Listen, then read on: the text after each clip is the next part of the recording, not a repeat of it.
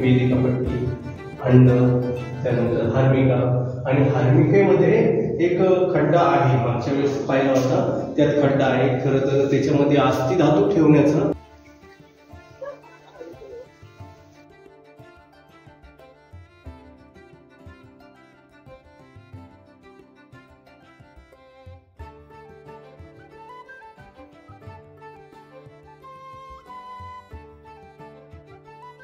त्या सुभेदाराला सांगितलं की मला ह्या घोडे बांधण्यासाठी कुठेतरी जागा द्या.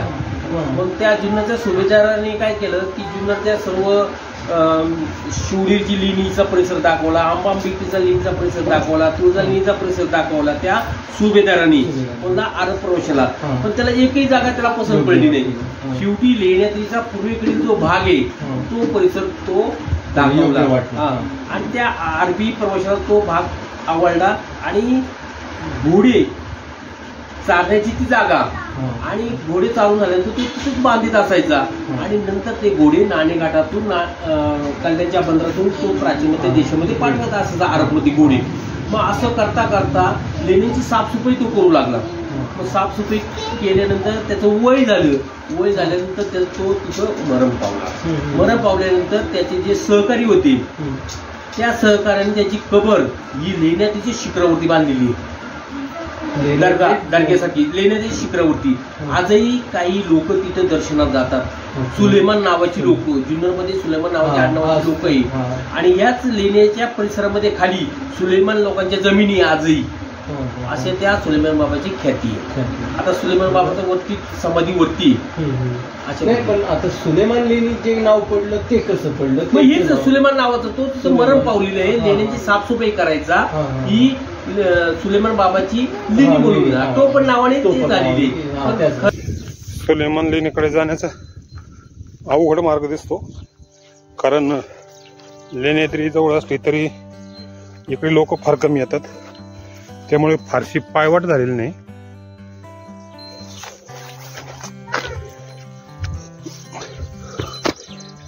अशा डोंगराच्या कडेकडेला वाट दिसते बघा.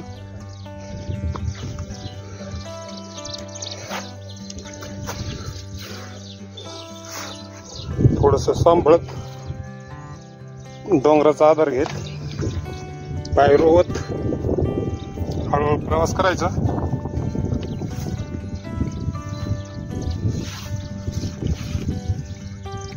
अशा ठिकाणी खरं शूज वापरणं सगळ्यात महत्वाचं आहे. हे एवढं गवत वाढलेलं आहे बघा, आणि याच्यामधून एखादा विचू, काटा, साप थोडस सांभाळत आणि खाली लक्ष देत चालायचं.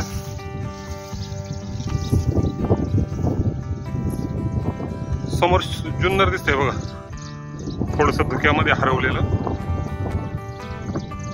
आणि त्याच बाजूने आम्ही आलो. पुढे जे समोर घर दिसतात तिथे गाडी पार्क केली आणि जवळजवळ 1.5 किलोमीटर चालत आलोय. फारसा कठीण नसला तरी थोडीशी सावधगिरी बाळगणं महत्वाचं आहे, कारण जास्त पाऊस आता नाही, पण पाऊस झाला का पाय सरकतात. इथे एक बोर्ड दिलेला आहे बघा.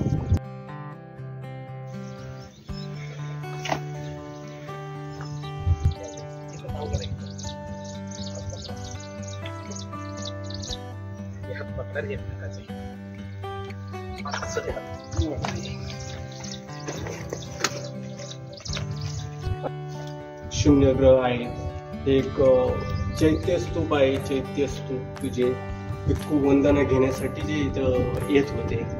सुलेमान लेणीचे आपण जे उभे आहे स्तूप आहे, हे जे वर आहे त्याला गजपृष्ठ आकाराचं छत बोलतात. त्यानंतर लेणीचं जे काही काम आहे हे पूर्ण झालेलं नाही, पूर्णचं काही काम बाकी आहे. काही उघड आहे, काही थोडंसं प्लेन झालेलं आहे, त्याला अजून पण प्लेन करणार असतील होते, पण हे अर्धवट काम त्यांनी सोडलेले आहे. थोडीशी स्तूपाबद्दल माहिती सांगतो.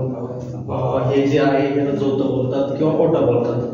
त्यानंतर ही मेधी, त्यानंतर ही वेदिका पट्टी, अंड, त्यानंतर हार्मिका खड्डा आहे. खरं तर त्याच्यामध्ये अस्थि धातू ठेवण्याचा एक प्रकार असायचा, परंतु आता फक्त ते खड्डा आहे. कदाचित त्याच्यात अस्थि धातू असतील पण अगोदर, कालांतराने कोणी काढले असतील किंवा कदाचित त्यामध्ये जे काठी किंवा त्याला एसटी म्हणतात, एसटी लावून त्यावर छत्रावली बसवायची, तसं पण एक असू शकतं.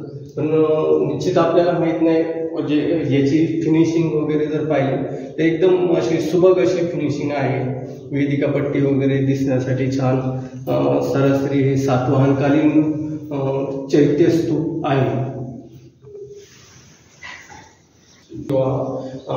सुरू